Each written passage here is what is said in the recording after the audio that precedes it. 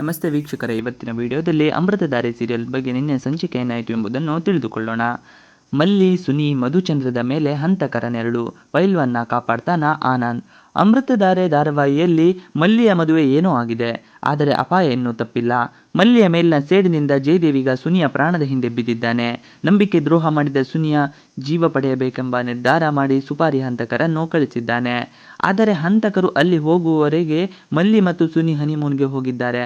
ಕೇವಲ ಮಲ್ಲಿ ಮತ್ತು ಸುನಿ ಮಾತ್ರವಲ್ಲ, ಗೌತಮ್, ಭೂಮಿಕಾ, ಆನಂದ್, ಅಪರ್ಣಾ, ಶಕುನಿ ಮಾವ, ಲಕ್ಷ್ಮೀಕಾಂತ್, ಅಜ್ಜಿ, ಸುಧಾ ಹೀಗೆ ಎಲ್ಲರೂ ಜೊತೆಯಲ್ಲಿ ನವ ಜೋಡಿಯ ಜೊತೆ ಹೋಗಿದ್ದಾರೆ. ಹೀಗಾಗಿ ಹಂತಕರ ಕೈಗೆ ಯಾರೂ ಸಿಕ್ಕಿಲ್ಲ. ಎಲ್ಲಿದ್ದಾರೆ ಎನ್ನುವ ಸುಳಿವು ಕೂಡ ಜಯದೇವ್ಗೆ ಸಿಕ್ತಿಲ್ಲ. ಈ ಹಿನ್ನೆಲೆ ಜಯದೇವ್ ತಲೆ ಕೆಡಿಸಿಕೊಂಡಿದ್ದಾನೆ. ಈ ಕಡೆ ಜಯದೇವ್ನ ಲೆಕ್ಕಾಚಾರ ಆನಂದ್ ಮತ್ತು ಲಕ್ಷ್ಮೀಕಾಂತ್ಗೆ ಮಾತ್ರ ಗೊತ್ತಿದೆ, ಆದರೆ ಬೇರೆಯವರಿಗೆ ಗೊತ್ತಿಲ್ಲ. ಹೀಗಾಗಿ ಎಲ್ಲರೂ ಜಾಲಿ ಮೂಡ್ನಲ್ಲಿದ್ದು ಭೂಮಿಕಾ ತಮ್ಮ ಮನಸ್ಸಿನಲ್ಲಿ ಇರೋದನ್ನೆಲ್ಲ ಹೇಳಿಕೊಳ್ಳಲಿ ಎಂದು ಆನಂದ್ ಕೂಲ್ ಡ್ರಿಂಕ್ಸ್ನ ಮಧ್ಯೆ ಸೇರಿಸಿ ಕೊಟ್ಟಿದ್ದಾನೆ. ಇದನ್ನರಿಯದ ಭೂಮಿಕಾ ಕೂಲ್ ಡ್ರಿಂಕ್ಸ್ ಕುಡಿದು ತೂರಾಡಿ ವಾಲಾಡಿದ್ದಾಳೆ. ಗೌತಮ್ ದಿವಾನ್ ಭೂಮಿಕಾಗೆ ಮೋಸ ಮಾಡಿದ್ದಾಳೆ, ನನಗೆ ನ್ಯಾಯ ಬೇಕು ಎಂದೆಲ್ಲ ಬಡಬಡಿಸಿದ್ದಾಳೆ. ಮತ್ತೊಂದು ಕಡೆ ಜಯದೇವ್ ಹಂತಕರ ಮೇಲೆ ಕೂಗಾಡ್ತಿದ್ದಾನೆ. ನನ್ನ ಶತ್ರುಗಳನ್ನೆಲ್ಲ ನನ್ನ ಕಣ್ಣಿಗೆ ಕಾಣಿಸದೆ ನೆಮ್ಮದಿಯಿಂದ ಇದ್ದಾರೆ, ಹೀಗಿರುವಾಗ ನನಗೆಲ್ಲಿ ನೆಮ್ಮದಿ ಎಂದು ದಿಯಾ ಹೇಳಿದ್ದಾರೆ.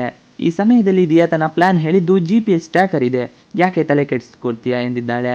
ನಿಮ್ಮ ಮಾವ ಲಕ್ಷ್ಮೀಕಾಂತ್ ಅವರನ್ನು ಅಲ್ಲಿಂದ ಓಡಿಸಿದ್ದೆ ನಾನು, ಅವರ ನಂಬಿಕೆಗಳಿಗೋಸ್ಕರ ಹೀಗೆ ಮಾಡಿದೆ ಎಂದು ಹೇಳಿರುವ ದಿಯಾ, ನಾನು ನಿಮ್ಮ ಪರ ಎಂದೆಲ್ಲ ನಂಬಿಸಿದ್ದೀನಿ, ಈಗ ನಾನು ಅವರಿಗೆ ಫೋನ್ ಮಾಡಿದರೆ ಸಾಕು, ಅವರೆಲ್ಲಿದ್ದಾರೆ ಎನ್ನುವುದು ಗೊತ್ತಾಗುತ್ತಾರೆ ಎಂದಿದ್ದಾಳೆ.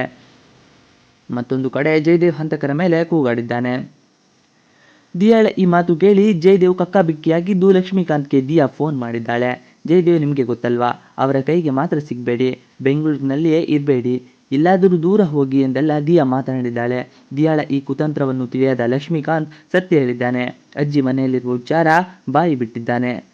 ಈ ಮಾತು ಕೇಳಿ ಜಯದೇವ್ ಫುಲ್ ಖುಷಿಯಾಗಿದ್ದು, ಜೇಡಿ ಹೆಂಡತಿಯಾಗಿದ್ದಕ್ಕೆ ಇವತ್ತು ಸಾರ್ಥಕ ಆಯಿತು ಅಂತ, ಸೂಪರ್ ಬೇಬಿ ನೀನು ಎಂದೆಲ್ಲ ಹೊಗಳಿ ತನ್ನ ಸುಪಾರಿ ಹಂತಕರಿಗೆ ವಿಷಯ ಹೇಳಿದ್ದಾನೆ.